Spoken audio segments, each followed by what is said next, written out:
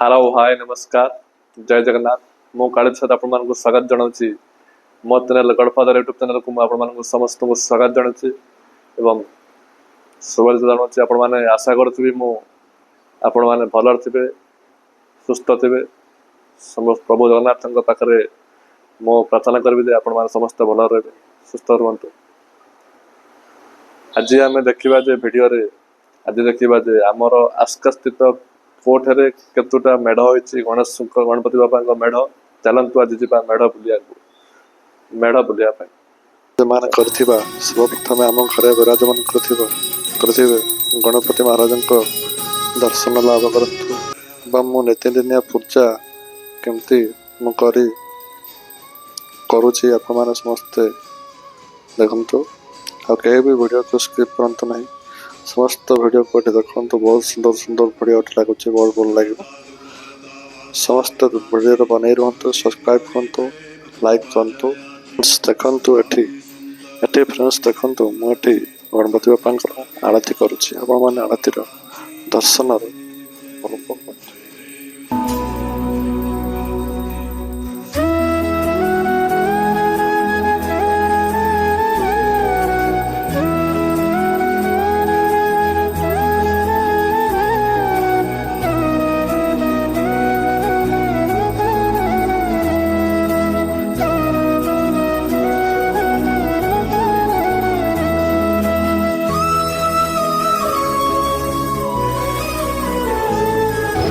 देखु आम आसी बर्तमान विनायक बजार पहुँच सारे विनायक बजार स्थित मम स्कूल रे सेठी 1008 गणेश मूर्ति छोट बड़ पितल तंबा सुना रूपा इत्यादि सब मूर्ति सब प्रकार इत्यादि मूर्ति 1008 मूर्ति ये विराजमान कर चलतु देखा समस्ते चलतु देखा 1008 मूर्ति दर्शन करंतु एवं प्रभु कृपा लाभ करते।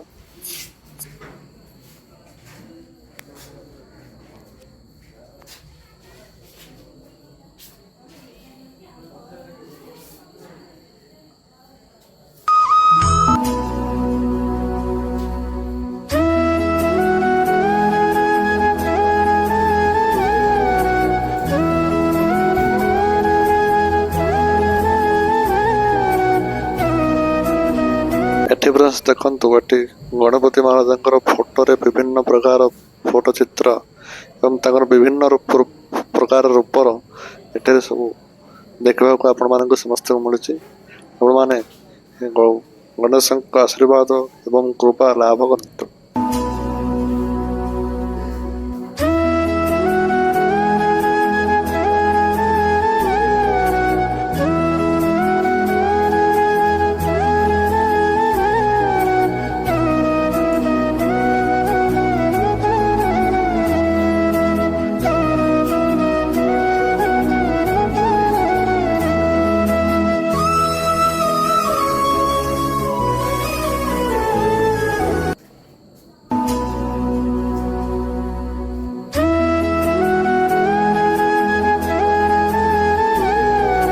साइड देखु कि ये रूपार गणपति महाराज विराजमान कर सब हूँ रूपार गणपति रूपा रे निर्मित गणपति महाराज विभिन्न रूप ये दर्शाई ये केवल गोटे दिन पे गणेश पूजा दिन एवं ता बासी दिन पे रखा जापर तो स्कूल पिला माने पाठ पढ़े से सब विसर्जन कर आसिका गंजाम स्थित लक्ष्मी विनायक बजार मम स्कूल टी अच्छी आमर प्रति वर्ष एमती क्या कुछ हुए मम स्कूल जे कि गुरुजी गुरुदेव अच्छा जे मालिक ओनर यह कि एक लक्ष्य अच्छे जे 1 लाख गणेश को गोटे एक विराट बड़ जगार रखी जप तप साधना करने को बहुत मन तेणुक किछिटा निर्मित किछिटा सब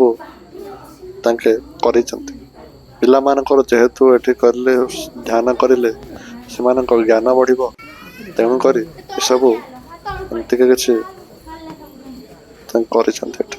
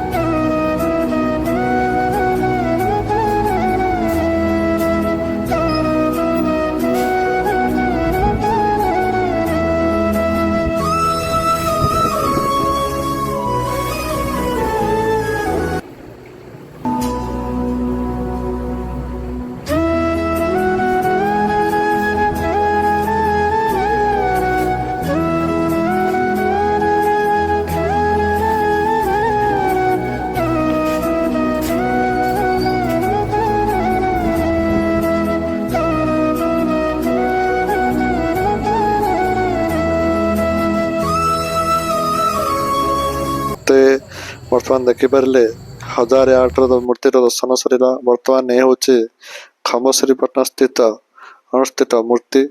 ଇଏ ହେଉଛି ବିନାୟକ ବଜାରର ଗଣପତି ମହାରାଜ। ଆଉ ଇଏ ହେଉଛି ଆମର ପଲ୍ଲୀର ଟୋଟା ସାହିର ଏ ଦୃଶ୍ୟଟି। ଆଉ ଇଏ ହେଉଛି ପଲ୍ଲୀ ରଘୁନାଥ ନଗରର ଗଣପତି ମହାରାଜଙ୍କର। ଏ ହେଉଛି ଫୁଡକେଶ୍ୱର ପଲ୍ଲୀର ଏହାଟି କିମ୍ବା ଏ ହେଉଛି ଆସିକା ସ୍ଥିତ ତାଲୁଗା ରୋଡ ଏବଂ ପାଢୀ କଲୋନୀ ଛକରେ ହେଇଛି। ଆଉ ଏ ହେଉଛି ଆମ ଲକ୍ଷ୍ମୀ ବଜାରର ବୁଧଦେବ କ୍ଲଷ୍ଟର ଭିତରେ କରାଯାଇଛି। ଏ ଦେଖନ୍ତୁ ପଞ୍ଚମୁଖୀ ଗଣେଶଙ୍କ ଦର୍ଶନ କରନ୍ତୁ, କୃପା ଲାଭ କରନ୍ତୁ। ଯଦି ଭିଡ଼ିଓଟି ଭଲ ଲାଗୁଛି ଫ୍ରେଣ୍ଡସ୍, ଯଦି ଭିଡ଼ିଓଟି ଭଲ ଲାଗୁଛି ଲାଇକ୍ କରନ୍ତୁ, ସେୟାର କରନ୍ତୁ, ସବସ୍କ୍ରାଇବ୍ କରନ୍ତୁ। ଆଉ କମେଣ୍ଟ ବକ୍ସରେ ନିହାତି ଲେଖିବାକୁ ଭୁଲିବେନି। ଜୟ ଗଣପତି ବାପ୍ପା ମୋରିୟା।